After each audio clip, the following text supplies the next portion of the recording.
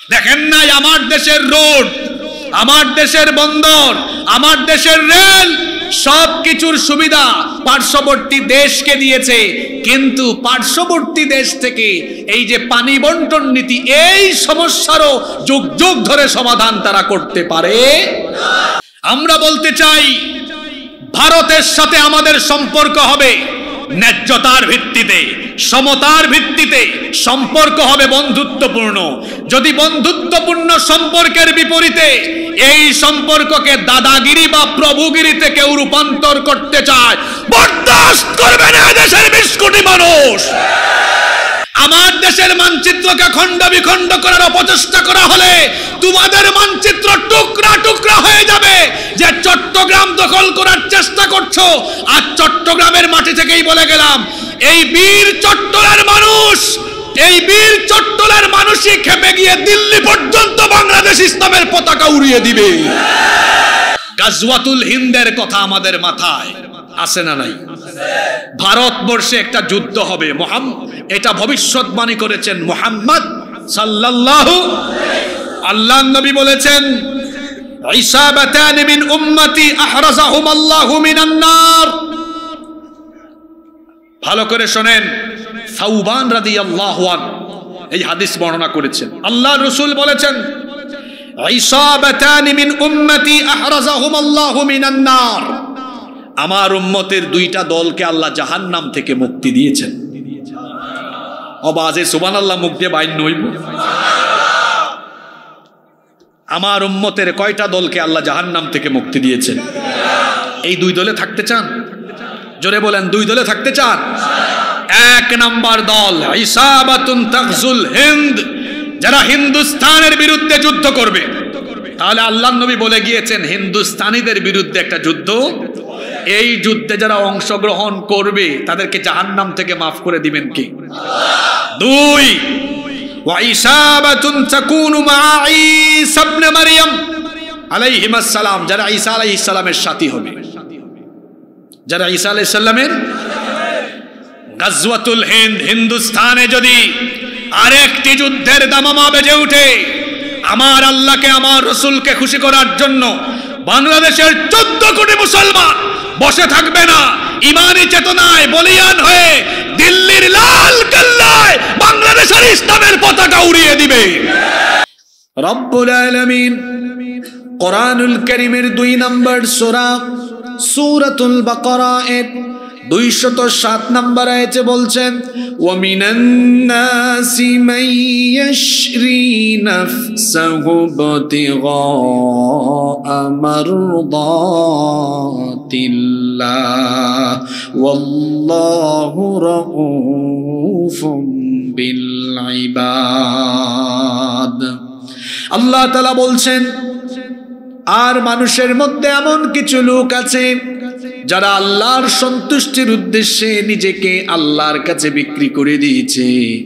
এদের পরিচয় হলো এরা মুমিন। মুমিনরা আল্লাহর সন্তুষ্টির জন্য তার জান এবং মালকে যার কাছে বিক্রি করে দিয়েছে, পুরুষোচিত কণ্ঠে জবাব দিয়ে সবাই বলেন তিনি কে? এক শ্রেণীর মানুষ যারা তাদের জান মাল আল্লাহর কাছে বিক্রি করেছে তারা মুমিন। আর এই দুনিয়াতে আরো এক শ্রেণীর মানুষ আছে যারা তাদের জান আর মাল আল্লাহর কাছে বিক্রি করতে পারেনি। আমরা জানতে চাইলাম আল্লাহ তাদের পরিচয় কি, তাদের পরিচয় আমাদেরকে জানিয়ে দেন। কোরআনে কারীমের 2 নম্বর সূরা সূরাতুল বাকারা এর 175 নম্বর আয়াতে আল্লাহ তাদের পরিচয় দিচ্ছেন, উলাইকাল্লাযীনা ইশতারাবু الضلالة بالهدى والعذاب بالمغفرة فما أصبرهم على النار। আল্লাহ তাআলা বলছেন, যারা তাদের জান এবং মাল আল্লাহর কাছে বিক্রি করতে পারেনি, এদের পরিচয় হলো তারা হেদায়াতের পরিবর্তে গুমরাহি ক্রয় করে নিয়েছে। তারা ঈমান এনে জানমাল আল্লাহর কাছে বিক্রি করে আল্লাহর ক্ষমা পাওয়ার পরিবর্তে আল্লাহর আযাবকে তারা চুজ করে নিয়েছে। কোরআনে কারীমের 2 নম্বর সূরা সূরাতুল বাকারা এর 86 নম্বর আয়াতে আল্লাহ এদের পরিচয় এভাবে দিচ্ছেন, উলাইকাল্লাযীনা ইশতারাউল হায়াতাদ দুনিয়া বিল আখিরাহ ফালা ইউখাফফাফু আনহুমুল আযাবু ওয়ালা হুম ইউনসারুন। আল্লাহ তাআলা বলছেন, যারা তাদের জান এবং মাল আল্লাহর কাছে বিক্রি করতে পারেনি, তাদের পরিচয় হলো এরা আখিরাতের পরিবর্তে দুনিয়ার জীবনকে ক্রয় করে নিয়েছে। আখিরাতের চাইতে তারা দুনিয়াকে প্রাধান্য দিয়েছে। অথচ একজন মুমিন দুনিয়ার চাইতে আখিরাতকে প্রাধান্য দিবে, কারণ মুমিনের কাছে দুনিয়া উত্তম না আখিরাত উত্তম। আল্লাহ তাআলা বলছেন, বাল তুসিরুনাল হায়াতাদ দুনিয়া ওয়াল আখিরাতু খায়রু ওয়া আবকা। তোমরা দুনিয়াকে প্রাধান্য দাও, অথচ আখিরাত হলো তোমাদের চাইতে আরো উত্তম। যারা নিজেদের জান এবং মাল শয়তানের কাছে কিংবা তাগুতি পথে উৎসর্গ করেছে, তাদের পরিচয় হলো এরা আখিরাতের চাইতে দুনিয়ার জীবনকে প্রাধান্য দিয়ে দুনিয়ার গোমরাহি তারা ক্রয় করে নিয়েছে। আর মুমিনের পরিচয় হলো সে আল্লাহর সন্তুষ্টির জন্য, আল্লাহর জান্নাতের জন্য তার জান এবং মালকে যার কাছে বিক্রি করে দিয়েছে। গলার আওয়াজ বড় করে সবাই বলেন, তিনি কে? এজন্য আল্লাহ সূরা তাওবার এই 111 নম্বর আয়াত শুরু করলেন এভাবে, মুমিন তো হলো সে যে তার জানমাল আল্লাহর কাছে বিক্রি করেছে। ইন্নাল্লাহা আশতারা মিনাল মুমিনিনা আনফুসাহুম ওয়া আমওয়ালাহুম, নিশ্চয়ই আল্লাহ মুমিনদের কাছ থেকে তাদের জান আর মালকে, জোরে বলেন। এখন আপনারা সবাই বলেন, শেষবারের মতো প্রশ্ন করছি, আমরা মুমিন না অন্য কিছু? জোরে বলেন, মুমিন না অন্য কিছু? তাহলে আপনাদের জান আর মাল বিক্রি করে দিয়েছেন কার কাছে? What do you mean by selling system? আপনি এই বিক্রি করা বলতে কি বুঝেন? আজকে এই কথা বুঝেন ভালো করে। এই যে আমার হাতে মোবাইল, এটা স্যামসাং, তো স্যামসাং কোম্পানি আমার কাছে বিক্রি করেছে। তো বিক্রি করার পরে এই মোবাইল কি এখন তাদের ইচ্ছায় চলে না আমি কিনছি আমার ইচ্ছায় চলে? আমার ইচ্ছায় চলছে। আমার যখন ইচ্ছা ফেসবুক চালাই, যখন ইচ্ছা কাউকে ফোন করি, যখন ইচ্ছা কাউকে টেক্সট করি, যখন ইচ্ছা ইউটিউবে ঢুকি। অর্থাৎ এই মোবাইল আমার কাছে বিক্রি করে দেওয়ার পর আমি ক্রেতা, আমি কাস্টমার হিসাবে, ক্রেতা হিসাবে যখন কিনলাম, এটার মালিক আমি হয়ে গেলাম। তখন এটা কার ইচ্ছায় চলবে? তাহলে কোনো জিনিস যখন বিক্রি হয়, যিনি কিনেন কাস্টমার, ক্রেতা, তখন ওই পণ্য আর বিক্রেতার ইচ্ছা মতো চলে না, চলে কার ইচ্ছা মতো? জি, কথা কি বেশি কঠিন হয়ে যাচ্ছে নাকি? ও বাজি মহিদে মুখ দিয়ে হতা বাই নইব, তো কথা বলছেন না কেন? আমি তো ভালো করে বুঝাই বলছি। একটা মোবাইল ফোন আপনি কিনলেন, আপনি কাস্টমার, কেনার পরে বিক্রেতার কথায় চলে না ক্রেতার কথায় চলে? জোরে বলেন। আপনার জান এবং মাল মুমিন হতে হলে বিক্রি করতে হবে কার কাছে? তাহলে আপনারা বিক্রেতা না ক্রেতা? জোরে বলেন, জোরে বলছি না। দুর্বল জাতের ইমানদার আমি দেখতে পারি না। তা আপনারা বিক্রেতা না ক্রেতা? তো মোবাইল যদি আমি কাস্টমার হয়ে কেনার পর আমার কথাই চলে, তাহলে আপনার জানমাল মুমিন হতে হলে বিক্রি করে দিয়েছেন। এখন বলেন, আপনি মিছিল করেন, মিটিং করেন, রক্ত, ঘাম, জীবন, এগুলো কি আপনার ইচ্ছায় চলবে না আল্লাহর ইচ্ছায় চলবে? তো আল্লাহর ইচ্ছায় যদি চলে, আপনি তো কিছুক্ষণ আপেলের মিছিলে দৌড়ান, কিছুক্ষণ ফুটবলের মিছিলে দৌড়ান, কিছুক্ষণ তাগুতের সাথে দৌড়ান। যে ব্যক্তি বলে আমি মুমিন আর বাস্তব জীবনে সে আল্লাহর ইচ্ছায় জানমাল প্রতিফলিত করে না, সে মুমিন হতে পারে না, সে ব্যক্তি খাঁটি মুনাফিক। মুমিন হতে হলে আপনার জানমাল আপনার ইচ্ছায় চলবে না। ওই যে বললাম, ক্রেতা বিক্রেতা দিয়া বুঝাই দিলাম। কোন জিনিস কিনে ফেললে ওইটা কার ইচ্ছায় পরিচালিত হয়? ক্রেতার ইচ্ছায় পরিচালিত হয়। এখানে আল্লাহ তাআলা আল্লাহর উপরে বান্দার ঈমান আনয়নের বিষয়টিকে ব্যবসায়িক সওদার সাথে উপমা দিয়েছেন, তুলনা করেছেন। ব্যবসায় ক্রেতাও থাকে, বিক্রেতাও থাকে, পণ্যও থাকে, বিনিময়ও থাকে। আপনি যে কোনো বিজনেস করলে ক্রেতা বিক্রেতা থাকবে না? একজন লোক তিনি বিক্রেতা, উনি কাস্টমারের কাছে বিক্রি করেন, আরেকজন থাকে ক্রেতা। আর ক্রেতা বিক্রেতার মধ্যে এই যে ক্রয় বিক্রি হয়, এটা একটা পণ্য কি হয়, বিক্রি হয়। আর বিনিময় হিসাবে, যেমন আমাদের দেশে বিনিময়ের মাধ্যম মুদ্রার নাম কি? জোরে বলেন। কোন দেশে টাকা, কোন দেশে ইউরো, কোন দেশে পাউন্ড, কোন দেশে ডলার। এক এক দেশের এক এক জাতের মুদ্রা আছে। তাহলে বোঝা গেল ব্যবসায় ক্রেতাও থাকে, বিক্রেতাও থাকে, পণ্যও থাকে, বিনিময়ও থাকে। এই আয়াতে যে আল্লাহ আর আমাদের মধ্যে আল্লাহ বলছেন যে এখানে ক্রয় বিক্রয়ের সম্পর্ক তোমার সাথে আমার, তো দেখি তো এখানে সব আছে কিনা। এখানে আল্লাহ বলছেন জান মাল তোমাদের, যদিও জানমালের আসল মালিক আমরা নই, জানমালের আসল মালিক কি? কিন্তু আল্লাহ আপনাকে ফ্রিডম অফ চয়েস দিয়েছেন, অর্থাৎ ইচ্ছার স্বাধীনতা দিয়েছেন।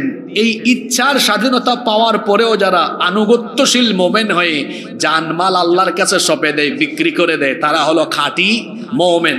আর যে ব্যক্তি ইচ্ছার স্বাধীনতা পেয়ে যা মন চায় তাই করে, সে আল্লাহর অবাধ্য বান্দা, সে নাফরমান, সে কখনো আল্লাহর বাধ্যগত বান্দা হতে পারে না। তাহলে আমার আর আল্লাহর, আমাদের আর আল্লাহর মধ্যে ইমানের এই বিষয়টি হলো একটা ব্যবসা। এটা হলো একটা ব্যবসা। কিরকম? সেখানে জান এবং মাল হলো পণ্য, প্রোডাক্ট। এটার বিক্রেতা হলো বান্দা, বিক্রেতা হলো, ক্রেতা হলেন আল্লাহর নামটা দুর্বল মুসলমানের মতো বলবেন না, বলেন ক্রেতাকে, বিক্রেতা আপনারা। এটা আসতে বললেও অসুবিধা নাই, কিন্তু ক্রেতাকে জোরে বলেন, ক্রেতাকে। আল্লাহ কিনবেন আর আমরা বিক্রি করব। বিক্রি করতে রাজি আছেন তো? এখন একটা মোবাইল কিনলেন, টাকা দেওয়া লাগে না? তো আল্লাহ যে আপনার জানমাল কিনবেন, আল্লাহর বিনিময় কি মানুষের মতো না তার চেয়ে উত্তম? এবার আল্লাহকে বললাম, আল্লাহ আপনি যে আমাদের জানমাল দুটাই কিনে নিয়েছেন, আপনি কি বিনিময় দিবেন আমাদেরকে? আল্লাহ বলছেন শোন, তোর বিনিময় হলো বিআন্না লাহুমুল জান্নাহ, আমার জান্নাত হলো এই তোর জানমালের বিনিময়ে পুরস্কার। জান্নাতের চাইতে উত্তম কোন পুরস্কার কি মোমেনের কাছে আছে? জোরে বলেন আছে? আল্লাহ বলছেন তুমি তোমার জান আর মাল আমার কাছে বিক্রি করো, তাহলে বিনিময়ে আমি তোমাকে আমার জান্নাত দিব। সুবহানাল্লাহ। আমরা জান্নাত চাই কি চাই না? তাহলে এই আয়াতে জান্নাতে যাওয়ার ফর্মুলা আল্লাহ বলে দিয়েছেন। আজকে জানলাম আমরা জান্নাতে যাওয়ার ফর্মুলা হলো আমাদের জান, আমাদের মাল, সম্পদ সব আমরা উজাড় করে দিব। কার পথে? বিক্রি করব কার কাছে? তাহলে এই যে আল্লাহ এখানে আল্লাহ আর বান্দার, আল্লাহর প্রতি বান্দার ইমানের বিষয়টিকে ব্যবসায়িক সম্পর্কের সাথে তুলনা করলেন। কি সম্পর্ক? এই ব্যবসাটা কেমন ব্যবসা? আল্লাহ তাআলা কোরআনে কারীমের অন্য জায়গায় বললেন, যে বান্দা আমার সাথে এই ব্যবসা করতে পারবে, এটা বড় বরকতময় ব্যবসা। আল্লাহ তাআলা বলছেন এই ব্যবসা যদি তুমি আমার সাথে করতে পারো, অর্থাৎ তোমার জান আর মাল তুমি যদি আমার কাছে বিক্রি করতে পারো, তাহলে আমি তোমাকে কি পুরস্কার দিব শোনো। আমি আল্লাহ তোমাকে কিয়ামতের ময়দানে কঠিন আযাব থেকে বাঁচিয়ে দিব। রব্বুল আলামিন কোরআনে কারীমে এই জন্য সূরা সাফে বলেছেন, ইয়া আইয়ুহাল্লাযীনা আমানু হাল আদুল্লুকুম আলা তিজারাতিন তুনজিকুম মিন আযাবিন আলীম। হে ঈমানদারেরা, আমি কি তোমাদেরকে এমন একটি ব্যবসার সন্ধান দিব না, যে ব্যবসা করলে পরে, যে ব্যবসার সাথে সম্পৃক্ত হলে পরে তোমাদেরকে জাহান্নামের কঠিন আযাব থেকে বাঁচিয়ে দেওয়া হবে। সেই ব্যবসাটা হলো তুমিনুনা বিল্লাহি ওয়া রাসূলিহি ওয়া তুজাহিদুনা ফি সাবিলিল্লাহি বিআমওয়ালিকুম ওয়া আনফুসিকুম যালিকুম খায়রুল লাকুম ইন কুনতুম তা'লামুন। সেই ব্যবসা হলো তোমরা আল্লাহ এবং তার রাসূলের উপর ঈমান আনবে। আল্লাহ এবং তার রাসূলের উপরে ঈমান এনে তোমাদেরকে যে জান আর মাল দেওয়া হয়েছে, সেই জান আর মাল দিয়ে আল্লাহর পথে, আল্লাহর জমিনে আল্লাহর দ্বীন কায়েমের জন্য প্রাণান্তকর সংগ্রাম করবে, প্রাণান্তকর প্রচেষ্টা করবে। তোমরা তোমাদের জান এবং মাল দিয়ে আল্লাহর পথে জিহাদ করবে। এই ব্যবসা হলো তোমাদের জন্য উত্তম ব্যবসা। এই ব্যবসা যদি তোমরা করতে পারো, তাহলে আমি আল্লাহ আমার তরফ থেকে তোমাদেরকে 3টা পুরস্কার দিব। এখানে আল্লাহর পথে জান মাল দিয়ে আল্লাহর পথে জিহাদ করাকে ব্যবসা বলা হয়েছে। জোরে বলেন, কি বলা হয়েছে? এটা কেন বললাম?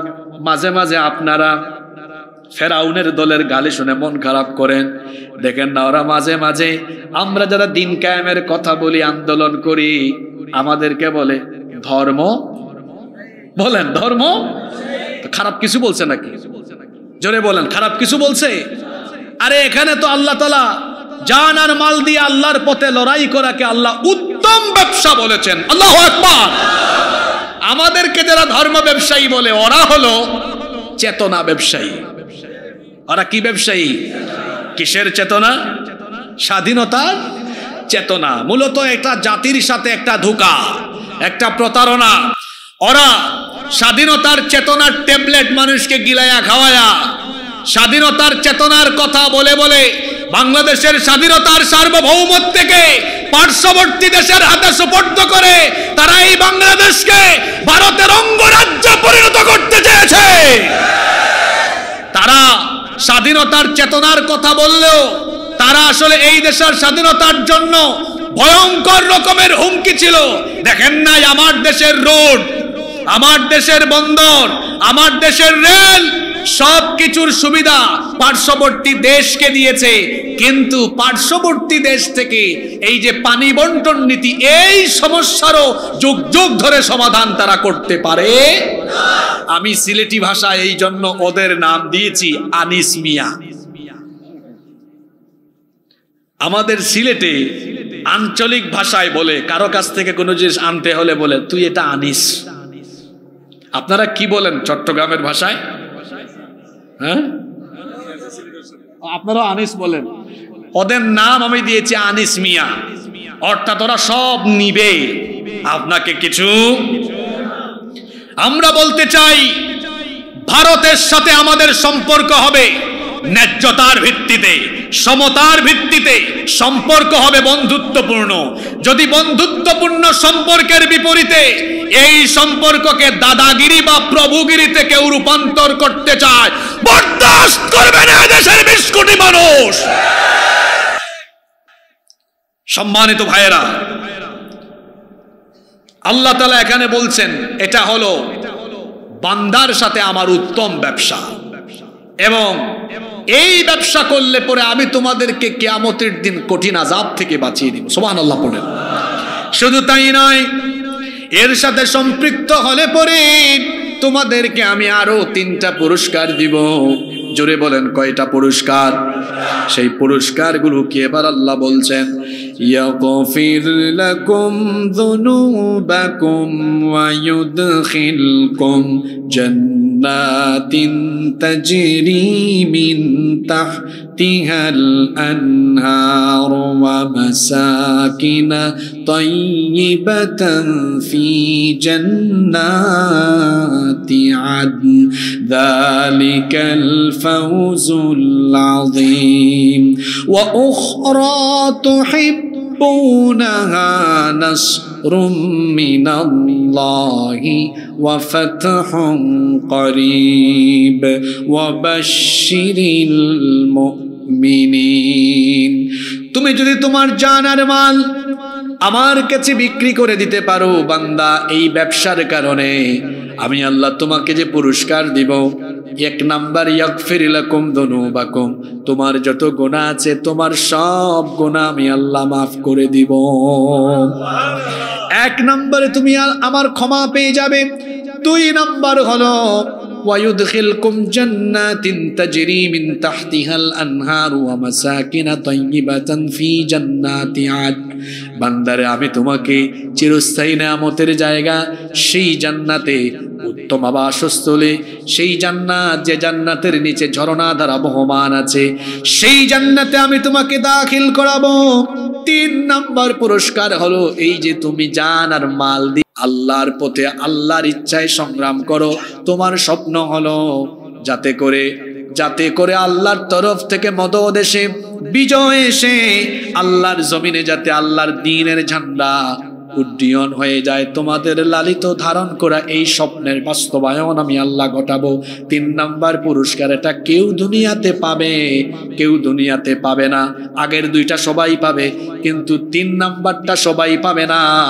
যারা শহীদ না হয়ে গাজী হয়ে থাকবে, এটা তারাই কেবলমাত্র দেখবে। সেটা হলো আল্লাহ বলছেন ওয়া উখরা তুহিব্বুনাহা নাসরুম মিনাল্লাহি ওয়া ফাতহুন করিব ওয়া বাশশিরিল মুমিনিন।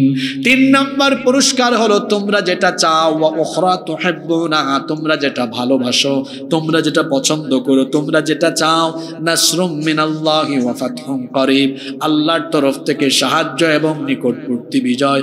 বান্দারে আমি ওয়াদা করলাম এই 3 নাম্বার পুরস্কার, অর্থাৎ আমি আল্লাহ আমার তরফ থেকে সাহায্য পাঠিয়ে আমি তোমাদেরকে মদদ দিয়ে আমার দ্বীনের বিজয় আমি জমিনে দান করে দিব। আরো আসতে বলেন সুবহানাল্লাহ। এই ব্যবসাকে আল্লাহ অন্য আয়াতে বললেন এটা হলো লাভজনক ব্যবসা। আর এই ব্যবসা যারা দুনিয়ায় করতে পারে নাই, এদের ব্যবসা লাভজনক হয় নাই। সূরা বাকারার 16 নম্বর আয়াতে আল্লাহ এদের কথা বলছেন, যে সকল মুনাফিকেরা এই ব্যবসা করতে পারেনি, অর্থাৎ জান আর মাল আল্লাহর ইচ্ছার কাছে সুপুর্দ করতে পারেনি, এদের ব্যবসা লাভজনক হয়নি। আল্লাহ এদের কথা এভাবে বললেন, উলাইকাল্লাযীনা ইশতারাবুদ-দালালাতা বিল-হুদা ফামা রাবিহাত তিজারাতুহুম ওয়া মা কানু মুহতাদিন। আল্লাহ তাআলা বলছেন, যারা হেদায়েতের বিনিময়ে গুমরাহি ক্রয় করে নিয়েছে, এরা এই ব্যবসায় লাভজনক হতে পারেনি। ওয়া মা কানু মুহতাদিন, এবং তারা হেদায়াত প্রাপ্ত হতে পারেনি। তার বিপরীতে যারা জান এবং মালকে আল্লাহর কাছে সুপুর্দ করে দিয়েছে, তারা হেদায়াত প্রাপ্ত, তারা সফল কাম। কারণ তারা তাদের রবের কাছে জানমাল বিক্রি করেছে, আর তাদের রব তাদেরকে এর বিনিময়ে জান্নাতের ওয়াদা করেছেন। তাহলে মুমিন হলো সেই ব্যক্তি, যে ব্যক্তি তার জানমালকে বিক্রি করে দিবে কার কাছে? জোরে বলেন, কার কাছে? আপনারা আসেন না ঘুমাই গেছেন? গুরুত্বপূর্ণ কথা আসতেছে। এরপরে আল্লাহ বলছেন সেই সব মুমিনদের আরো পরিচয় হলো, ইউকাতিলুনা ফি সাবিলিল্লাহি ফায়াকতুলুনা ওয়া ইউকতালুন। সেই সকল মুমিনদের পরিচয় হলো ইউকাতিলুনা ফি সাবিলিল্লাহ,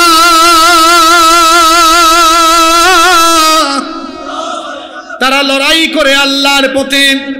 সূরা নিসা এর ৭৪ নম্বর আয়াতে আল্লাহ বলছেন, ফালইউকাতিল ফি সাবিলিল্লাহিল্লাযীনা ইয়াশরুনাল হায়াতাদ দুনিয়া বিল আখিরাহ।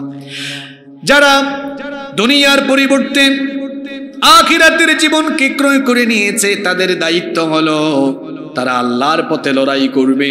মুমিনের পরিচয় হলো শক্তিশালী সবল ইমানদারের মতো বলবেন। মুমিনের দায়িত্ব হলো মুমিন লড়াই করবে কার পথে?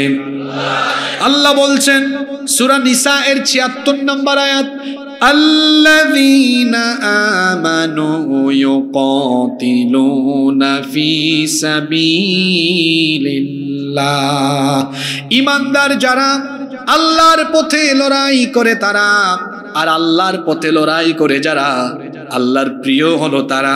এজন্য আল্লাহ সূরা সাফের 61 নম্বর আয়াতে বলে দিলেন, ইন্নাল্লাহা ইউহিব্বুল্লাযীনা ইউকাতিলুনা ফি সাবিলিহি সাফফান কাআন্নাহুম বুনয়ানুম মারসুস।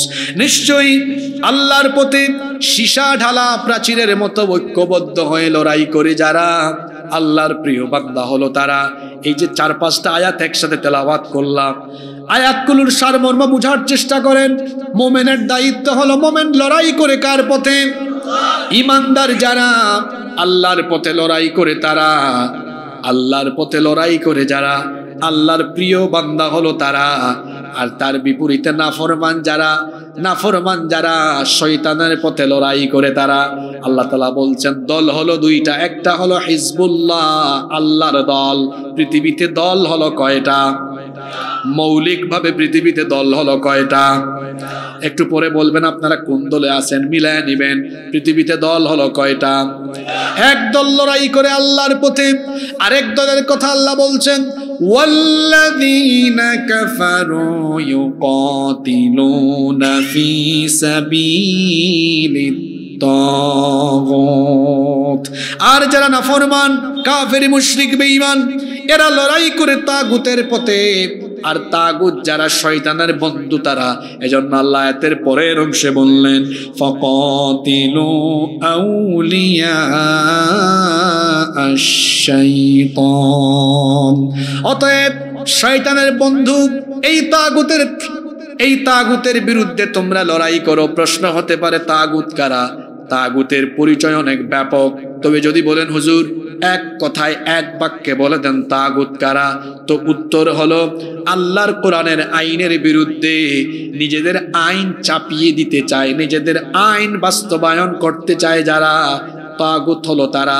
যেমন ফেরাউনকে আল্লাহ বলেছেন, আল্লাহ মুসা নবীকে বললেন ইযহাবা ইলা ফিরআউনা ইন্নাহু তাগা। ও মুসা ফেরাউনের কাছে যাও। ফেরাউনের পরিচয় আল্লাহ বললেন ইন্নাহু তাগা, নিশ্চয়ই সে সীমালঙ্ঘনকারী। যে ব্যক্তি সীমালঙ্ঘনকারী, অর্থাৎ যে ব্যক্তি তাগা, সীমালঙ্ঘন করে, তাকেই বলা হয় তাগী বা তাগুত। আল্লাহ ফেরাউনকে তাগুত বলেছেন কেন? কারণ ফেরাউন তার জনপদে আল্লাহর আইন প্রতিষ্ঠা করতে দেয়নি। আল্লাহর আইনের পরিবর্তে তার নিজের আইন বলবৎ রাখতে চেয়েছিল। পৃথিবী থেকে ফেরাউন বিদায় হলো। এখনো আমাদের চোখের সামনে পরিদৃশ্যমান বহু ফেরাউন আছে যারা মসজিদে আল্লাহর আইন চাইলেও সমাজ এবং রাষ্ট্রে আল্লাহর আইন তারা চায় না। প্রমাণ দিয়ে দিই, আপনাদের মসজিদে যদি আগামী জুমাবারে খতিব সাহেব বলেন, সম্মানিত মুসল্লিবৃন্দ, আমাদের মসজিদ আল্লাহর আইনে চলবে, সবার আগে সভাপতি হাত তুলে বলবে হুজুর আমি রাজি আছি। সেক্রেটারি, কোষাধ্যক্ষ সবাই বলবে, মুসল্লি বলবে হুজুর আমরা রাজি, আমাদের মসজিদ আল্লাহর আইনের ভিত্তিতে চলুক। হুজুর যদি খুশি হয়ে পরবর্তী পয়েন্টে বলেন যে আল্লাহর আইনে মসজিদ চলবে, আসুন সে আল্লাহর আইনে সমাজ রাষ্ট্র পরিচালনার জন্য সবাই ঐক্যবদ্ধ হই। দেখবেন ওই মসজিদের ভেতরেই মুসলমান নামধারী বহু মুনাফিকের চেহারা মলিন হয়ে গিয়েছে। তাহলে বোঝা গেল মসজিদে সবাই আল্লাহর আইন চাইলেও সমাজ এবং রাষ্ট্রে সবাই আল্লাহর আইন। 5 তারিখে ফেরাউনদের পতনের পর বেশি দিন এখনো হয় নাই, আমার দেশের এক বৃহৎ রাজনৈতিক দলের গুরুত্বপূর্ণ ব্যক্তির বক্তব্য শুনলাম, পত্রিকায় হেডিং হয়ে আসলো, আমরা শরিয়া আইনে বিশ্বাস করি না। আপনি বাংলাদেশের মানুষের সেন্টিমেন্ট এখনো বুঝতে পারেননি। এই দেশে রাজনীতি করতে হলে এদেশের মুসলমানদের আবেগ অনুভূতিকে মূল্যায়ন করে রাজনীতি করতে হবে। আপনার মাথা খারাপ হয়ে গিয়েছে, আপনি দেশের মানুষের পালস এখনো বুঝতে পারেননি, মানুষের সেন্টিমেন্ট বুঝে আপনি কথা বলতে পারেন না। পাগলের প্রলাপ করবেন না। তাহলে বলছিলাম আল্লাহর আইন মসজিদে সবাই চাইলেও সমাজ এবং রাষ্ট্রে আল্লাহর আইন অনেকেই, জোরে বলেন অনেকেই,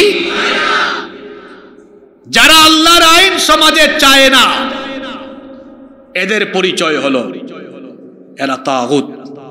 জোরে বলেন এরা কারা? জোরে বলেন এরা কারা? এখন ঈমান আনতে হলে আগে তাগুতকে তালাক দিতে হবে। জোরে বলেন তো কি দিতে হবে? তালাক মানে কি? কাটা সম্পর্ক। সম্পর্ক আমি কি এটা বানায় বললাম? আমি তো প্রতিটি কথা বলার সাথে সাথে আয়াত বলছি, সূরা নাম্বার আয়াত নাম্বার বলছি, বাড়ি গিয়ে মিলায় ফেলবেন। আপনি যদি ঈমানদার হতে চান তাহলে তাগুতকে তালাক দিতে হবে, তার সাথে সম্পর্ক কাটাপ করে দিতে হবে, তার সাথে সম্পর্ক ছিন্ন করতে হবে। কোরআন কারীমের 2 নম্বর সূরা সূরাতুল বাকারা এর 256 নম্বর আয়াত থেকে আল্লাহ বলছেন, ফামান ইয়াকফুর বিত-তাগুত ওয়া ইউমিন বিল্লাহি ফাকাদ ইসতামসাকা বিল উরওয়াতিল ওয়াসকা লা ইনফিসামা লাহা ওয়াল্লাহু সামিউন আলীম। যে ব্যক্তি তাগুতের সাথে কুফরি করবে, তাগুতকে অস্বীকার করবে, তাগুত থেকে মুখ ফিরিয়ে নিবে, তাগুতের সাথে সম্পর্ক ছিন্ন করবে, এরপরে আল্লাহর উপর ঈমান আনবে, ওই ব্যক্তি এমন এক মজবুত রশি আঁকড়ে ধরল যা কখনো ছিন্ন হবার নয়।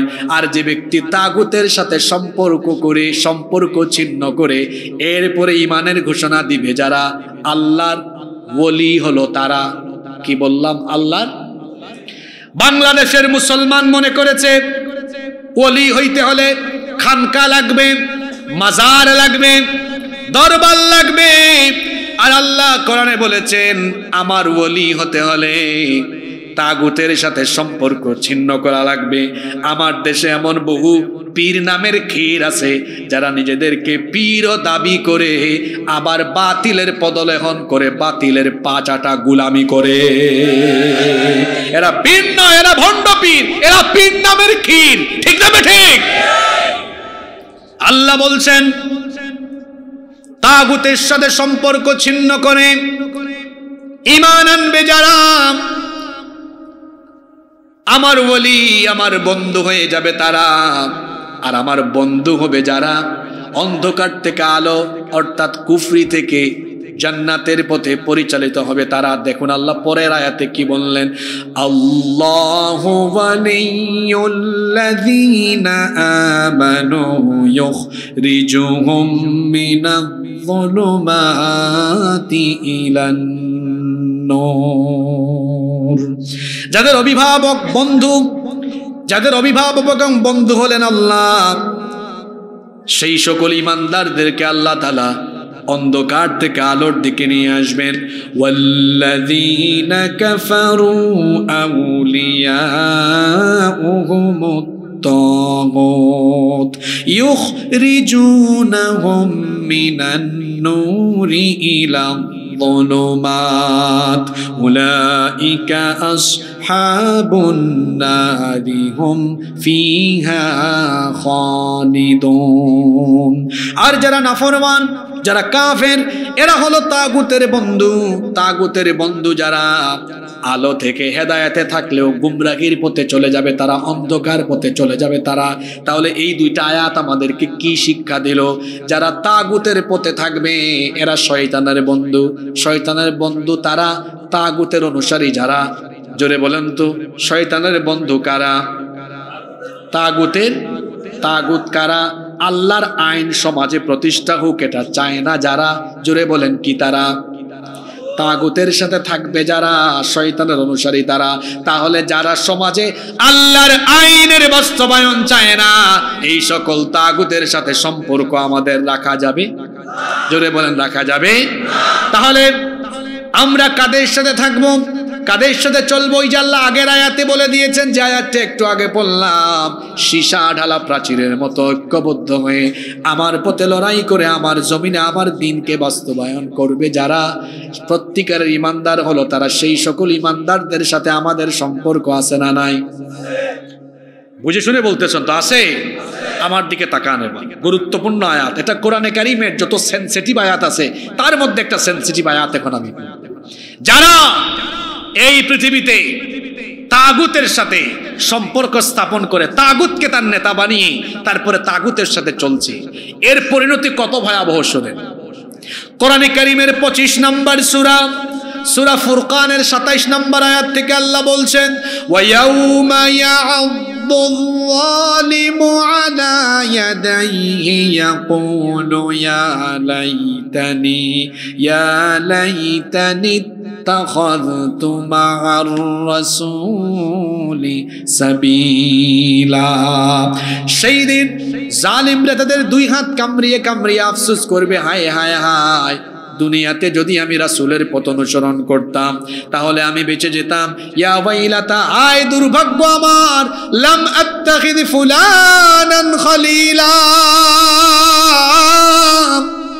অমুককে যদি আমার বন্ধু না বানাতাম, অমুকের সাথে যদি আমি না চলতাম, অমুককে যদি আমার নেতা না বানাতাম।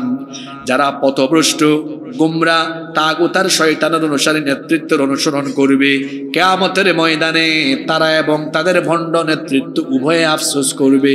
তো আফসোস করার আগে দুনিয়াতে সময় থাকতে ভালো হয়ে যাওয়া ভালো না খারাপ? আরো জোরে বলেন, ভালো না খারাপ? এই জন্য আমরা সবাই আমাদের রক্ত, আমাদের ঘাম, শক্তি, সামর্থ্য, জান আর মাল দিয়ে লড়াই করব কার পথে? আরো জোরে বলেন, লড়াই করব কার পথে? জমিন কার? আরো জোরে বলেন, জমিন কার?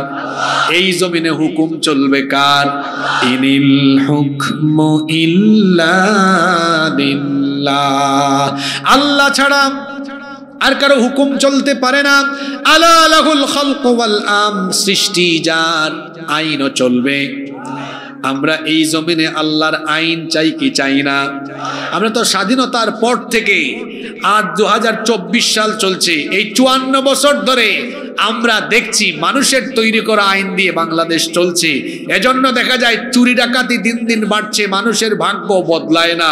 যদিও মানুষের ভাগ্য বদলানোর কথা বলে মানুষের থেকে তারা ভোট নেয়, কিন্তু দেখা যায় ক্ষমতা পাওয়ার পরে মানুষের ভাগ্য বদলে না, তাদের চেহারা সুরত বদলে, জামা কাপড় বদলে, মোবাইল বদলে, গাড়ি বদলায়, বাড়ি বদলায়, মানুষের ভাগ্য আর বদলায় না।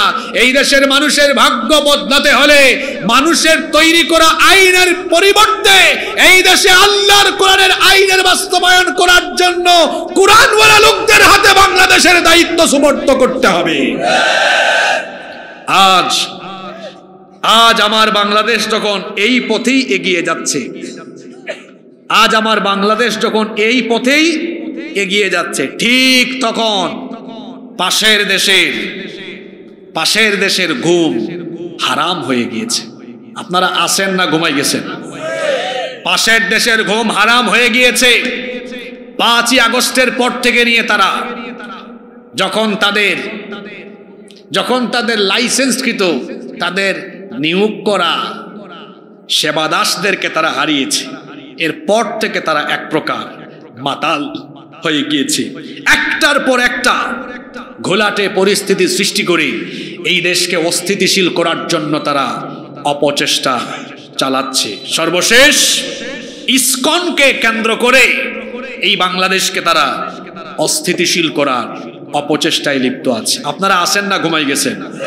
আজকে কমিটি একটা দারুণ বাজে কাজ করেছে। এই গুরুত্বপূর্ণ কথা শোনার জন্য মানুষের গভীর মনোযোগ দরকার ছিল। আমি 8:30 আসছি, তারা উঠাইতে আমার 11টার কিছুক্ষণ আগে উঠাইছে। আমাকে 10টার আগে উঠাইতে পারতো। এই কথাগুলো একদম গভীর মনোযোগের টাইমে আপনাদেরকে বলা দরকার ছিল। মনোযোগ আছে আপনাদের? ঘুমটুম ভাঙাইয়া এই কথাগুলো বলি দেখে আমরা আল্লাহর নামে, আল্লাহর বড়ত্ব ঘোষণা করে আমরা জোরে 3টা তাকবীর দিই, মানুষের ঘুম ভেঙে যাক। নারায়ে তাকবীর। ব্যাটারি ফিউজ হয়ে গেল নাকি? নারায়ে তাকবীর। কি দুর্বল মানুষের সামনে বসছি আমি, বলছি না দুর্বল মুসলমান আমি দেখতে পারি না। নারায়ে তাকবীর। ঘুম ভাঙছে। বলছিলাম 5 তারিখের পর থেকে আমার দেশে ইসলামী বিপ্লবের জন্য একটি নবদিগন্তের যাত্রা সূচনা হয়। যখন এই দিকে বাংলাদেশ এগিয়ে যাচ্ছে, তখনই পাশের দেশের ঘুম একটার পর একটা ঘোলাটে পরিস্থিতি সৃষ্টি করে বাংলাদেশকে তারা অস্থিতিশীল করার অপচেষ্টা করছে। সর্বশেষ ইসকন নামে একটি সংগঠন এবং তার সন্ত্রাসী সদস্যদেরকে দিয়ে বাংলাদেশকে তারা অস্থিতিশীল করতে চাইছে। আমার দিকে খেয়াল করুন, ইসকন এটি হচ্ছে শর্ট ফর্ম। এর পুরা নাম হচ্ছে international society for Krishna consciousness, বাংলায় যাকে বলা হয় আন্তর্জাতিক কৃষ্ণ ভাবনামৃত সংঘ। এটি একটি উগ্রবাদী সংগঠন, যদিও তারা বলে এটা হিন্দু ধর্মের একটি ধর্মীয় সংগঠন, কিন্তু মূলত এটি হিন্দু লেবাসধারী একটি ইহুদি সংগঠন। এটা ইহুদিদের দ্বারা নিয়ন্ত্রিত। এই সংগঠনটির সদর দপ্তর পাশের দেশ ভারতের পশ্চিমবঙ্গের নদিয়া জেলার মায়াপুরে। কিন্তু আশ্চর্যের ব্যাপার হলো, এই সংগঠন যে প্রতিষ্ঠা করেছে, এই সংগঠনের প্রতিষ্ঠাতার নাম হলো অভয় চরণারবিন্দ ভক্তি বেদান্ত স্বামী প্রভুপাদ। কি লম্বা নাম তার! ওই যে তার নামে যে প্রভুপাদ আছে, এই প্রভুপাদের পাদ বাদ দিয়ে প্রভুটা তার অনুসারীদের অনেকে এই নামটা ওখান থেকে নিয়ে তার দিকে নিসবত করেছে। ওই যে এক সন্ত্রাসীকে ধরলো রাষ্ট্রদ্রোহী, তার নামেও দেখবেন আছে চিন্ময় প্রভু। এইভাবে তার অনুসারীদের নামের শেষে অনেকেরই প্রভু থাকে, ওই নিসবতটা ওইদিকে করে আর কি। এটার প্রতিষ্ঠাতা জিনিস এই যে অভয় চরণারবিন্দ ভক্তি বেদান্ত স্বামী প্রভুপাদ, ওই প্রভুপাদের পাদ কেটে দিয়েছে, প্রভুটা ওরা নিয়ে গেছে, এরকম ধার করে করে জোড়া লাগাইছে আর কি। এই লোক যে এই সংগঠনের ফাউন্ডার, সে কোনো হিন্দু শিক্ষালয়ে পড়াশোনা করেনি।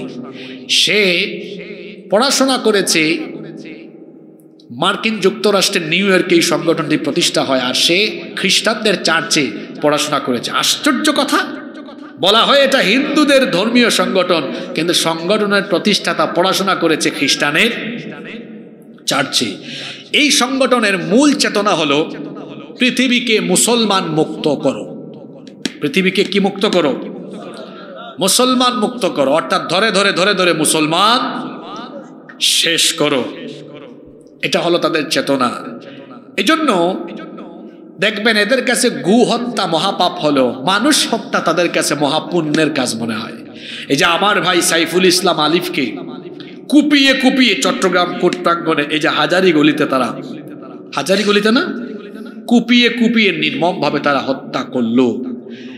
তারা ভেবেছে কি পট্টি, হ্যাঁ, তারা ভেবেছে পাশের দেশে তারা যেভাবে গুন্ডামি করে তারা টিকে গিয়েছে, এখানে এরকম টিকে যাবে। আমি ইসকনের সন্ত্রাসীদেরকে বলছি, এটা ভারতের গুজরাট নয়, এটা সিকিম নয়, এটা হায়দ্রাবাদ আর কাশ্মীর নয়, এটা 56,000 বর্গ মাইলে থাকা 14 কোটি মুসলমানের বাংলাদেশ। এই বাংলাদেশে আরএসএস এর গুন্ডামি বাস্তবায়নের চেষ্টা করা হলে আর সন্ত্রাসী কার্যক্রম অব্যাহত রাখার চেষ্টা করা হলে 14 কোটি মুসলমান দাঁত ভাঙা জবাব দিবে।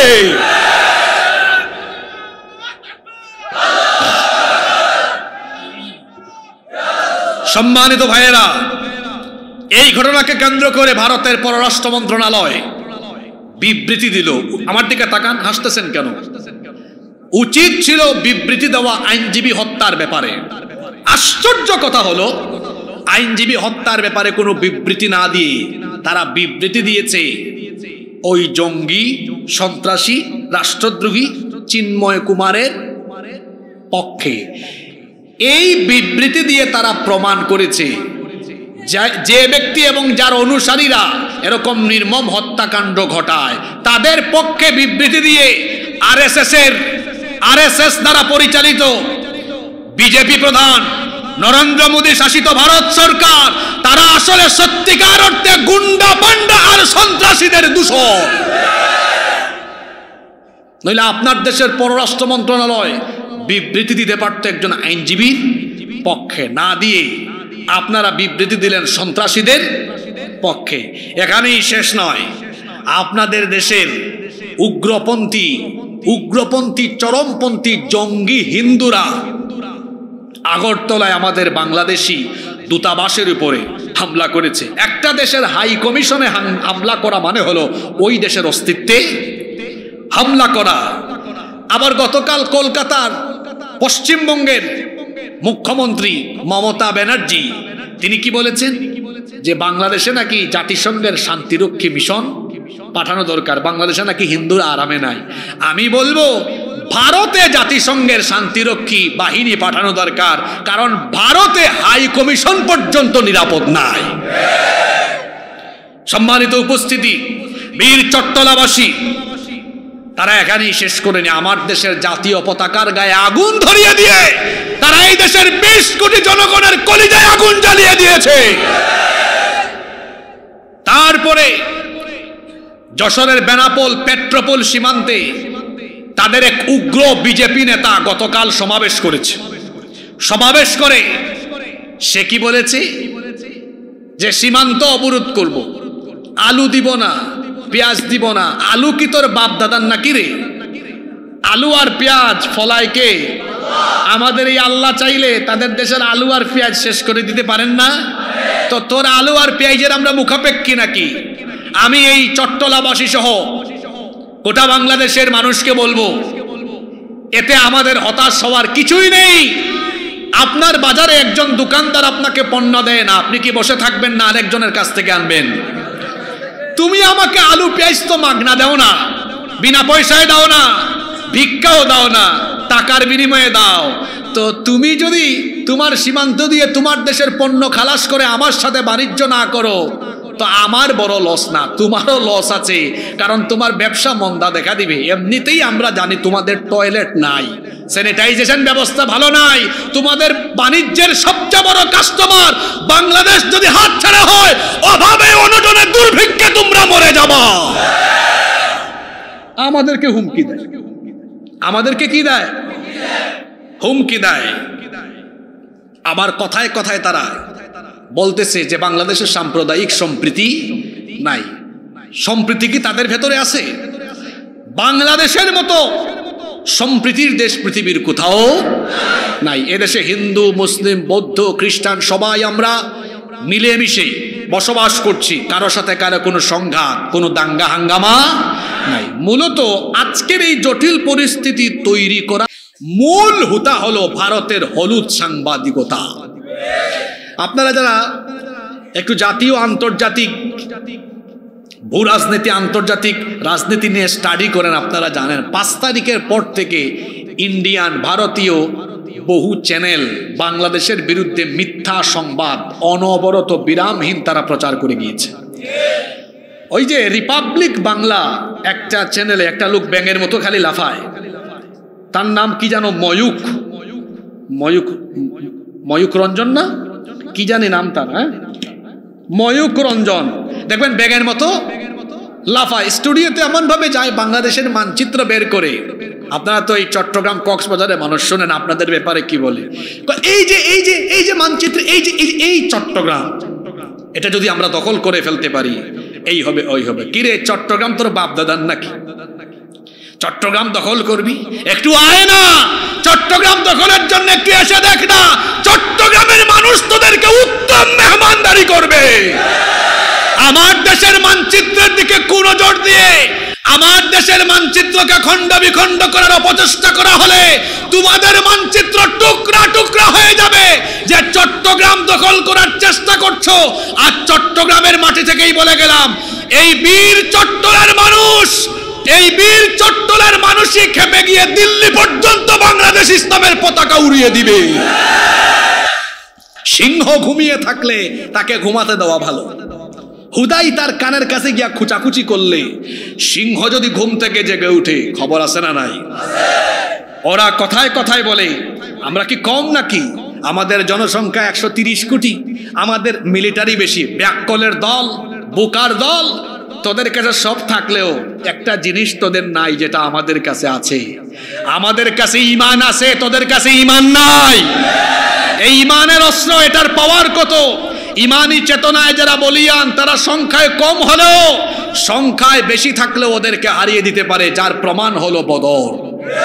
বদরে আমরা সংখ্যায় কম হয়েও ঈমানের কারণে, ঈমানি চেতনায় দাঁড়িয়ে যাওয়ার কারণে আমাদেরকে সাহায্য করেছেন কে? আল্লাহ। এই বাংলাদেশের মানচিত্র দখলের, বাংলাদেশের মানচিত্রের দিকে কুনজর দিলে 14 কোটি মুসলমান জাতীয় ঐক্যের ডাক দিয়ে ঐক্যবদ্ধ যখন হবে, আমাদের ইমানি অস্ত্রের কাছে তোমরা টুকরা টুকরা হয়ে যাবে। আমাদের মানচিত্র দিকে চোখ তোলা হলে তোমাদের চোখ উপড়ে ফেলা হবে। সম্মানিত ভাইয়েরা, সম্মানিত ভাইয়েরা, যে চট্টগ্রাম নিয়ে ওই টিভি চ্যানেলে কথা হয়েছে, আমি তার জবাবে বলবো, বেশি বাড়াবাড়ি যদি করো, এই বাড়াবাড়ি যদি বন্ধ না করো, তো বলে গেলাম এই চট্টগ্রাম থেকেই দিল্লি বিজয় যাত্রা শুরু হবে ইনশাআল্লাহ। গাজওয়াতুল হিন্দের কথা আমাদের মাথায় আছে না নাই? ভারতবর্ষে একটা যুদ্ধ হবে, এটা ভবিষ্যৎবাণী করেছেন মুহাম্মদ সাল্লাল্লাহু। আল্লাহর নবী বলেছেন, ইসাবাতান মিন উম্মতি আহরাজাহুম আল্লাহু মিনান নার। ভালো করে শোনেন, সাউবান রাদিয়াল্লাহু আনহু এই হাদিস বর্ণনা করেছেন। আল্লাহর রাসূল বলেছেন, ইসাবাতান মিন উম্মতি আহরাজাহুম আল্লাহু মিনান নার। আমার উম্মতের দুইটা দলকে আল্লাহ জাহান্নাম থেকে মুক্তি দিয়েছেন। অবাজে সুবহানাল্লাহ মুখ দিয়ে বাইন নইব। আমার উম্মতের কয়টা দলকে আল্লাহ জাহান্নাম থেকে মুক্তি দিয়েছেন? এই দুই দলে থাকতে চান? জোরে বলেন, দুই দলে থাকতে চান? এক নাম্বার দল ইসাবাতুন তাগজুল হিন্দ, যারা হিন্দুস্তানের বিরুদ্ধে যুদ্ধ করবে। তাহলে আল্লাহর নবী বলে গিয়েছেন হিন্দুস্তানিদের বিরুদ্ধে একটা যুদ্ধ, এই যুদ্ধে যারা অংশগ্রহণ করবে তাদেরকে জাহান্নাম থেকে মাফ করে দিবেন কে?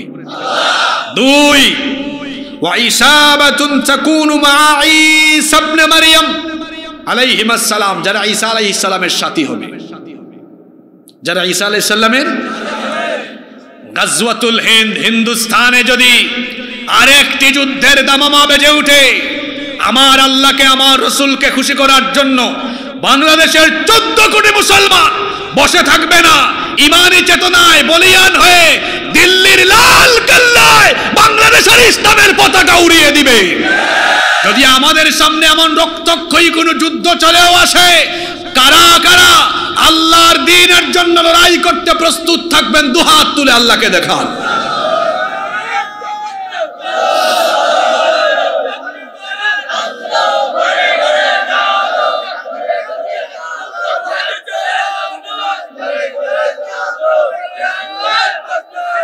আল্লাহ সবাইকে কবুল করেন, হাত নামান।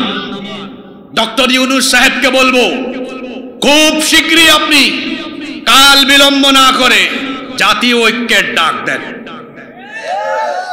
এই ব্যাপারে আমরা সবাই ঐক্যবদ্ধ, আমাদের এই দেশ রক্ষায় আমরা সবাই ঐক্যবদ্ধ। ইসকনকে নিয়ে আমার দেশের একটি রাজনৈতিক দলের গুরুত্বপূর্ণ ব্যক্তি, আমি নাম নিয়েই ফেললাম, বিএনপির মহাসচিব, আপনি বলেছেন ইসকনকে এখনই নিষিদ্ধ করার দরকার নেই। এই বাংলাদেশে রাজনীতি করতে হলে 90% মুসলমানের পালস বুঝতে হবে। এদেশের মুসলমান ছাত্র জনতা এই দেশে রাষ্ট্রীয়ভাবে ইসকনকে নিষিদ্ধ দেখতে চায়।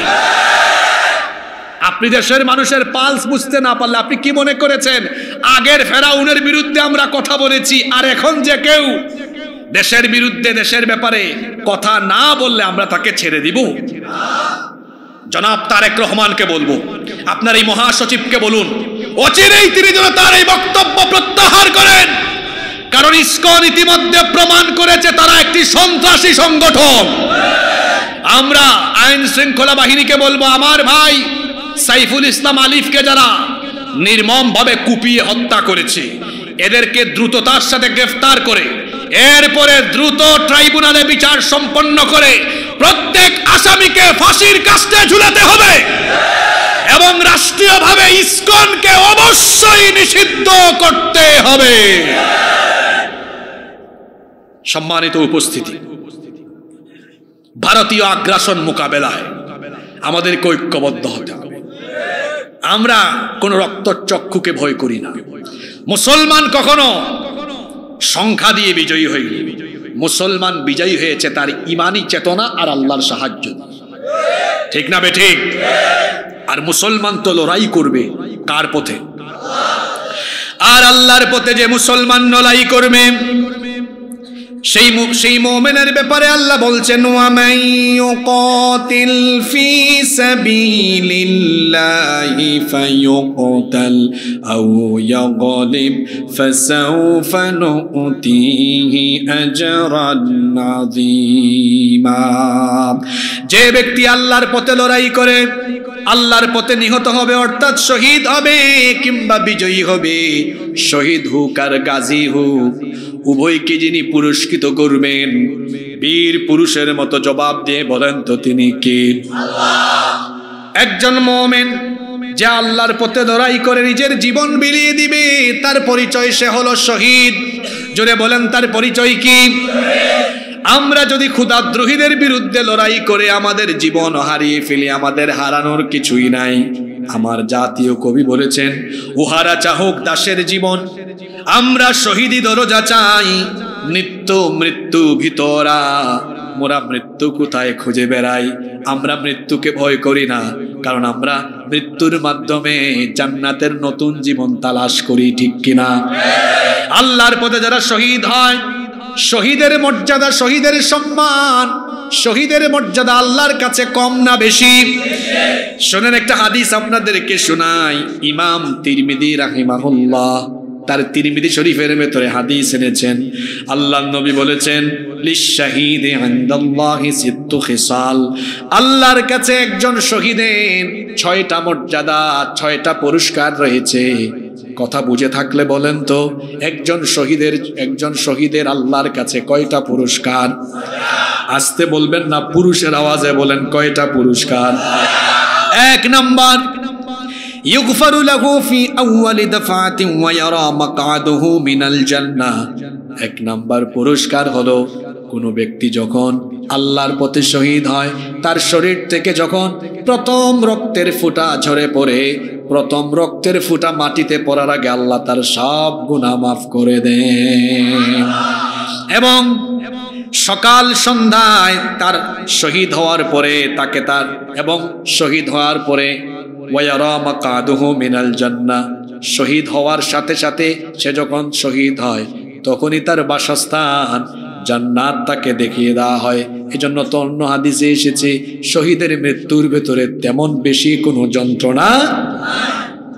আপনি দেখলে দেখবেন ফাঁসিতে ঝুলিয়ে কিংবা ক্ষত বিক্ষত করে কুপিয়ে কুপিয়ে বা নির্মম ভাবে তাকে হত্যা করা হয়েছে। আপনি আমি দেখলে মনে করব মনে হয় কত কষ্ট পেয়েছে, কিন্তু না না, আল্লাহ নবী বলেছেন যে ব্যক্তি আল্লাহর পথে শহীদ হয়, পিঁপড়া কামড় দিলে কিংবা হাতে চিমটি কাটলে যেমন খুব হালকা ব্যথা অনুভব হয়, একজন শহীদ মরণের সময় তেমন হালকা ব্যথা অনুভব করে। একটি বাচ্চা, তার যখন ক্ষুধা লাগে দুধ পানের জন্য, সে যখন কান্না করে আর তার মা এসে যখন তাকে বুকে নিয়ে বুকের দুধ পান করায়, সেই বাচ্চা যখন বুকের দুধ পান করতে করতে আরাম করে ঘুমিয়ে যায়, একজন শহীদ যখন আল্লাহর পথে জীবন দেয়, ফেরেশতা তার সামনে এসে যখন জান্নাতের দৃশ্য তুলে ধরে, শহীদ তখন আল্লাহর জান্নাত দেখতে দেখতে দেখতে দেখতে হাসতে হাসতে সে চিরতরে দুনিয়া থেকে বিদায় নিয়ে নেয়। আল্লাহ এমন মৌত আমাদেরকে নসিব করে দেন, বলে না আমিন। তাহলে শহীদের জন্য 1 নম্বর পুরস্কার হলো শহীদের প্রথম রক্তের ফোঁটা মাটিতে পড়ার আগে তাকে মাফ করে দিবেন এবং জান্নাতের বাসিন্দা করে দিবেন কে? 2 নম্বর, ওয়ায়ুজারু মিন আযাবিল কবর, শহীদের কবরে কোনো আযাব নাই। শহীদকে আল্লাহ তাআলা কবরের আযাব থেকে বাঁচিয়ে দিবেন, পড়েন সুবহানাল্লাহ। 3 নম্বর, ওয়ায়ামানু মিনাল ফাযাইল আকবার, কিয়ামতের দিন যখন সবাই ভীত বিহ্বল থাকবে, সবাই যখন ভয় ভীতির মধ্যে থাকবে, শহীদের অন্তরে কোনো ভয় ভীতি থাকবে না। তার ভয় ভীতি যিনি দূর করে দিবেন, গলার আওয়াজ বড় করে সবাই বলেন তিনি কে? 4 নম্বর, ওয়ায়ুদাউ আলা রাসিহি তাজুল ওয়াকার লিয়াকুতুহু মিনহা খায়রুম মিনাদ দুনিয়া ওয়া মা ফিহা। 4 নম্বর পুরস্কার হলো ইয়াকুত পাথরের তৈরি মুকুট শহীদের মাথার মধ্যে কিয়ামতের দিন আল্লাহ পরিধান করাবেন। শহীদের 5 নম্বর পুরস্কার হলো ويزوج 72 زوجة من الحور العين ডাগর ডাগর চক্ষু বিশিষ্ট সুনয়না 72 জন হুরের সঙ্গে আল্লাহ শহীদকে বিবাহ দিবেন। 6 নম্বর এবং সর্বশেষ পুরস্কার হলো ওয়ায়ুশাফাউ ফি 70 মিন আকারিবিহি, একজন শহীদ তার নিকটাত্মীয়দের মধ্য থেকে কমপক্ষে 70 জনের জন্য সুপারিশের সুযোগ পাবে। একজন শহীদকে এই 6টা পুরস্কার যিনি দিবেন, গলার আওয়াজ বড় করে সবাই বলেন তিনি কে? মৌত একদিন হবে, আমারও হবে, আপনাদেরও হবে, কিন্তু সর্বশ্রেষ্ঠ মৌত হলো শাহাদাতের মৌত। শাহাদাতের মৃত্যু হলো সবচাইতে শ্রেষ্ঠ মৃত্যু, কারণ শহীদের কোনো হিসাব হয় না, শহীদের কোনো বিচার হয় না। শহীদের কাছ থেকে আল্লাহ হিসাব না নিয়ে বিনা হিসাবে বিনা বিচারে আল্লাহ তাকে জান্নাত দিয়ে দেন। এই জন্য তো আল্লাহ রসুলের সাহাবীরা শহীদ হওয়ার জন্য পাগল ছিলেন। আল্লাহু আকবার। এই রকম একজন যুবক সাহাবীর ঘটনা শোনায়, যেহেতু আজকের আয়োজকও যুবক, হুজুরও যুবক, শ্রোতাও বেশি যুবক, এজন্য কাহিনীটা হবে যুবকের। শুনবেন তো? আল্লাহ রসুলের সাহাবীরা, এই যুবক সাহাবীরা শহীদ হওয়ার জন্য কতটা পাগল পারা ছিলেন। একজন যুবক সাহাবীর ঘটনা বলছি, তার নাম হলো হযরত জুলাইবিব রাদিয়াল্লাহু আনহু। জোরে বলেন তো সাহাবীর নাম কি? আরো জোরে বলেন। টায়ার্ড হয়ে গেছেন? জুলাইবিব বয়সে তরুণ, বয়সে যুবক, কিন্তু দেখতে তিনি কুচকুচে কালো, গায়ের চামড়া কুচকুচে কালো, তার নাক হলো একটু চ্যাপ্টা, ঠোঁটগুলো মোটা মোটা, কুচকুচে কালো চামড়া, দেখতে সুন্দর লাগে না। তার বংশ পরিচয় তেমন ভালো না, অখ্যাত বংশের গরিব ঘরের সন্তান। ঈমান আনার পরে তিনি মসজিদে নববীতে আহলে সুফফার অধিবাসী হয়ে গেলেন। আহারে এতটাই দরিদ্র, আসমান ছিল তার শামিয়ানা, মাটি ছিল তার বিছানা। কোনো মানুষ খাবার খেয়ে যখন ফেলে দিত, সেই উচ্ছিষ্ট অংশটুকু তিনি খেতেন। আর পানি পানের জন্য তার কাছে কোনো গ্লাস বা কোনো পাত্র ছিল না, হাতের অঞ্জলি ভরে কুয়া থেকে পানি নিয়ে পানি পান করতেন। এই রকমের একজন দরিদ্র সাহাবী, গায়ের চামড়াও সুন্দর না, কুচকুচে কালো, জুলাইবিব রাদিয়াল্লাহু আনহু আহলে সুফফায় থাকতেন। আল্লাহর নবী একদিন মসজিদে নববীতে কিছু সাহাবী নিয়ে বসে আছেন। এমন সময় জুলাইবিব রাদিয়াল্লাহু আনহু নবীজির পাশ দিয়ে অতিক্রম করছেন। নবীজি বললেন, ও আমার সাহাবীরা, এই যে হেঁটে যায়, তোমরা কি তাকে চিনো নাকি? সাহাবীরা বললেন, না, তাকে তো আমরা চিনি না। রাসূলের নেতৃত্বের গুণাবলী অর্জনের একটা অন্যতম কোয়ালিটি হলো একজন সর্বনিম্ন পর্যায়ের কর্মীর খোঁজও নেতা রাখবেন। রাসূল তাই ছিলেন। বললেন, তোমরা তাকে না চিনলে কি হবে, আমি তাকে চিনি, সে হলো আমার অত্যন্ত প্রিয় সাহাবী জুলাইবিব। আল্লাহু আকবার। রাসূল ডাক দিলেন, বললেন, ইয়া জুলাইবিব, হে জুলাইবিব, আলা তাতাজাওয়াজ, তুমি কি বিয়ে করবে না? জুলাইবিব বললেন, ইয়া রাসূলুল্লাহি, আমরা বলি সাল্লাল্লাহু আলাইহি ওয়াসাল্লাম, আমার মতো কুচকুচে কালো আর গরিব মানুষের কাছে কে তার মেয়ে বিয়ে দিবে? আমি আখিরাতের অপেক্ষায় আছি, হয়তো কেউ আমার কাছে তার মেয়ে বিয়ে দিবে না। এই কথা বলে তিনি চলে গেলেন। দ্বিতীয় দিন নবীজি একই রকমের প্রশ্ন করলেন, জুলাইবিব একই রকমের উত্তর দিলেন। তৃতীয় দিন নবীজি জুলাইবিবকে ডেকে একই প্রশ্ন করলেন, তিনিও একই রকমের উত্তর দিলেন। খেয়াল করুন, তৃতীয় দিন নবীজি বললেন, জুলাইবিব আমার কাছে আসো, মদিনার আমার আনসারী অমুক সাহাবীর বাড়িতে যাও। আমার এই সাহাবী বড় ধর্নাঢ্য ব্যক্তি, তাদের ঘরে একটি সুন্দরী কন্যা আছে, তাদের সুন্দরী মেয়ে আছে, তুমি ওই বাড়িতে যাও, গিয়ে আমার সাহাবীকে বলো আল্লাহর রাসূল বিবাহের পয়গাম দিয়ে পাঠিয়েছেন যেন তাদের মেয়েকে তোমার সাথে বিয়ে দেয়। আল্লাহু আকবার। জুলাইবিব এবার আল্লাহর রাসূলের আদেশ মোতাবেক ওই সাহাবীর বাড়িতে গেলেন, দরজায় নক করলেন। ওই সাহাবী দরজা খুললেন, বললেন, কে আপনি? আপনাকে তো চিনলাম না। তিনি বললেন, আমি জুলাইবিব, আমাকে পাঠিয়েছেন মুহাম্মাদুর রাসূলুল্লাহ সাল্লাল্লাহু আলাইহি ওয়াসাল্লাম। এই কথা শোনা মাত্রই অত্যন্ত সম্মান করে ভালোবেসে ঘরে ঢুকালেন। বললেন, রসুল কোনো পয়গাম দিয়ে পাঠিয়েছেন কিনা?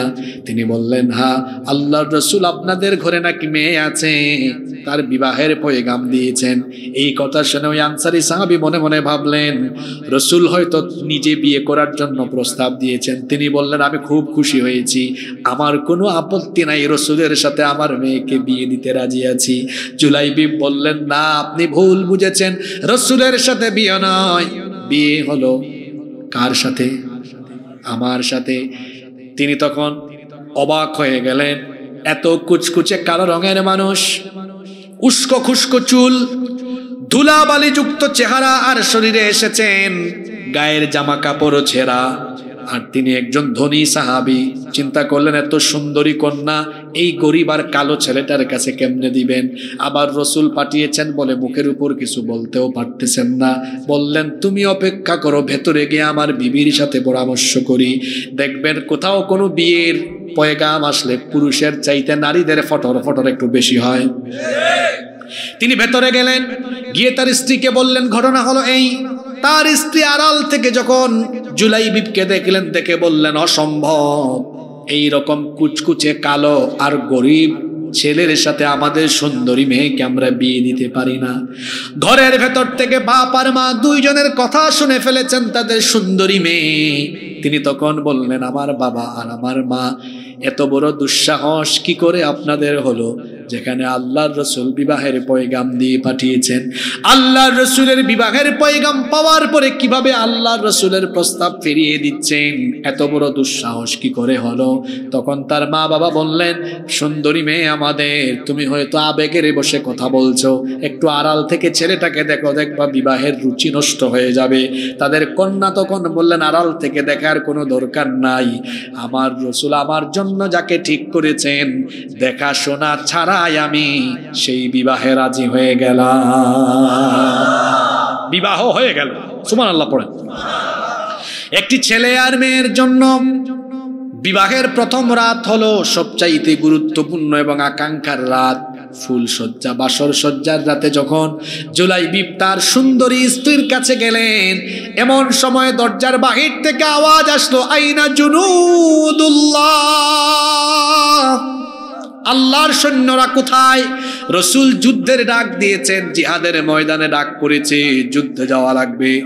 বর্ণনাকারী সাহাবী বলছেন, তীরের ধনুক থেকে, তীরের শলা থেকে যেমন ধনুক, তীরের ধনুক থেকে তীর যেমন দ্রুত গতিতে বের হয়ে যায়, জুলাইবিব তার স্ত্রীর কাছ থেকে এরকম দ্রুত তার সাথে তার স্ত্রীর থেকে বিদায় নিয়ে উলঙ্গ তরবারি হাতে নিয়ে জিহাদের ময়দানে গিয়ে তিনি লড়াই করতে করতে 7 জন কাফিরকে জাহান্নামে পাঠিয়ে তিনিও শহীদ হয়ে গেলেন। আল্লাহু আকবার। যুদ্ধ শেষ হয়ে গেল। আল্লাহর নবী জিহাদের ময়দানে, যুদ্ধের ময়দানে আসলেন। এসে বললেন, আমার যে সকল সাহাবীরা শহীদ হয়েছে তাদের লাশ একত্রিত করো। জুলাইবিব ছিলেন অখ্যাত বংশের অখ্যাত এক মানুষ, কেউ তাকে তেমন একটা চিনত না। আল্লাহর রসুলকে আল্লাহ জানিয়ে দিয়েছিলেন, রসুল আপনার জুলাইবিব এই যুদ্ধে শহীদ হয়ে গিয়েছে। আল্লাহর রসুল যখন সবগুলো লাশ দেখলেন, এখানে জুলাইবিব নাই। সাহাবীদেরকে বললেন, সবার লাশই তো এনেছো, কিন্তু আমার হাবিবের লাশটা কোথায়? সাহাবীরা বললেন, আপনার হাবিব আবার কে? তাকে তো আমরা চিনলাম না। আল্লাহর নবী বললেন, আমার হাবিবকে তোমরা খুঁজে বের করার দরকার নাই, আমি রসুল আজকে নিজে আমার হাবিবকে বের করে তোমাদেরকে দেখাবো। আল্লাহু আকবার। আল্লাহর রসুল নিজেই এবার ময়দানে ছুটলেন। খুঁজতে খুঁজতে লক্ষ্য করলেন 7টি মরদেহের পাশে একটি নিথর দেহ পড়ে আছে। আল্লাহর নবী সেখানে গেলেন। মুখের উপরে প্রচন্ড রকমের ধুলাবালু ছিল। সব ধুলাবালু নিজের হাত মুবারক দিয়ে সরালেন। সরায় দেখলেন এটাই হলো জুলাইবিব। নবীজি সাহাবীদেরকে ডাকলেন, আসো আসো, দেখে যাও আমার হাবিবকে, তোমরা দেখে যাও। আল্লাহর নবী বসে গিয়ে তার উরু মুবারকের উপরে জুলাইবিবের দেহখানা রেখে দিলেন। রেখে দেওয়ার পরে বললেন, হে জুলাইবিব, নতুন বিয়ে করে বাসর সজ্জায় এত সুন্দরী বউ রেখে আল্লাহর জন্য, রসুলের জন্য আল্লাহর প্রেমে, রসুলের প্রেমে, আল্লাহর দ্বীনের জন্য তুমি আজ যে কুরবানি করলে, নিজের জানটাই দিয়ে দিলে, আল্লাহ তোমার উপর খুশি, আমিও তোমার উপর খুশি। আমি সাক্ষ্য দিলাম জুলাই বিবরে তুমি আমার, আমি তোমার। হয়তো আল্লাহর জন্য, রসুলের জন্য, দ্বীনের জন্য এভাবে রক্ত বা জীবন দেওয়ার সময় সামনে আসতে পারে। তখন কি জুলাই বিবের উত্তরসূরি এই তরুণ যুবক ভাইরা ঘরে বসে থাকবে, না বীর পুরুষের মতো এগিয়ে যাবে? বীর পুরুষের মতো এগিয়ে গিয়ে শাহাদাতের তামান্নায় সম্মুখ পানে এগিয়ে থাকার জন্য কারা কারা প্রস্তুত? দুহাত তুলে আল্লাহকে দেখান।